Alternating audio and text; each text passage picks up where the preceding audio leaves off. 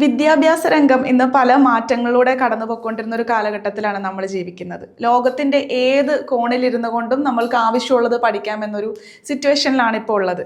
അപ്പോൾ ആ ഒരു ഫീൽഡിൽ എത്രയോ രാജ്യങ്ങളിലെ കുട്ടികളെ പഠിപ്പിക്കുന്ന ക്രിഷ് ഓൺലൈൻ സ്കൂളിന്റെ ഫൗണ്ടറായിട്ടുള്ള സംഗീത ജയപ്രകാശാണ്. വെൽക്കം.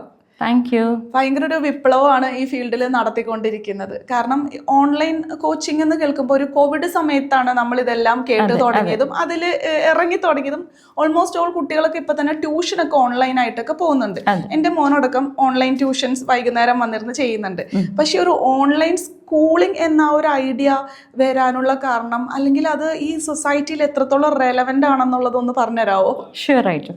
നമ്മൾ ഓൺലൈൻ സ്കൂളിംഗ് എന്ന് പറയുമ്പോൾ അതിൽ 2-3 കാര്യങ്ങൾ ഇമ്പോർട്ടൻ്റ് ആയിട്ട് പറയേണ്ടതുണ്ട്. നിങ്ങൾക്ക് തന്നെ അറിയാം, നമ്മുടെ മലയാളികൾ എത്ര പേരാണ് UAE പോയി ജോലി ചെയ്യുന്നത്. പെട്ടെന്ന് കുട്ടികളും ഫാമിലിയൊക്കെ ആയിട്ട് അങ്ങോട്ട് കൊണ്ടുപോകുമ്പോൾ it is not easy to get a school, അല്ലേ? പെട്ടെന്ന് അഡ്മിഷൻസ് കിട്ടുക, പിന്നെ അറിയാലോ അവിടുത്തെ ഫീസ്, ബാക്കി കാര്യങ്ങളൊക്കെ. അതുപോലെ തന്നെ അവിടെ രാവിലെയാണ്, വെളുപ്പിനാണ് സ്കൂളിൽ പോകേണ്ടത്. അപ്പോൾ എന്ന് വെച്ചാൽ ചെറിയ കുഞ്ഞുങ്ങളെ LKG UKG ഇവരെയൊക്കെ ഒന്ന് ജസ്റ്റ് റെഡിയാക്കി വിടുക എന്ന് പറയുന്നത് ഒരു വലിയൊരു ടാസ്ക്കാണ്.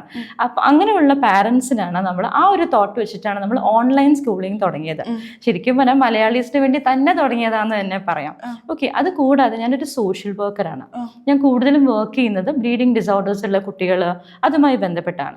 അപ്പോഴാണ് എനിക്ക് മനസ്സിലായി തുടങ്ങിയത് കുറേ കുട്ടികൾക്ക് റെഗുലർ സ്കൂളിംഗ് പോകാൻ പറ്റുന്നില്ല.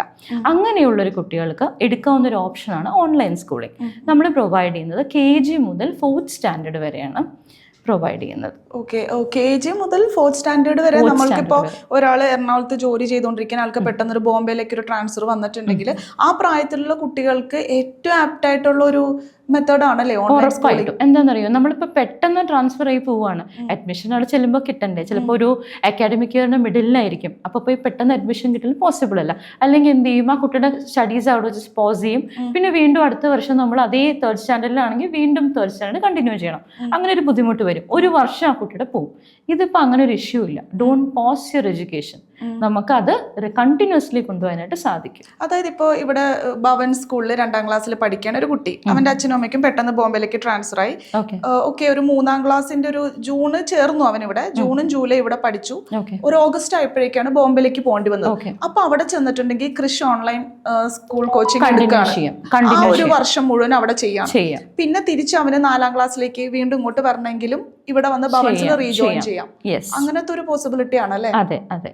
ഓക്കെ, അപ്പൊ ഏറ്റവും കൂടുതൽ ഇതിൽ ബെനിഫിറ്റഡ് ആവുന്നത് ഇതുപോലെ ട്രാൻസ്ഫറബിൾ ജോബ് ഉള്ള പാരന്റ്സ്. ഇപ്പോൾ സെൻട്രൽ ഗവൺമെന്റ് ആവാം, അല്ലെങ്കിൽ ഈ പെട്ടെന്ന് UAE പോയ ആളുകളാവാം. അങ്ങനെയുള്ള പാരന്റ്സിനാണ് കൂടുതൽ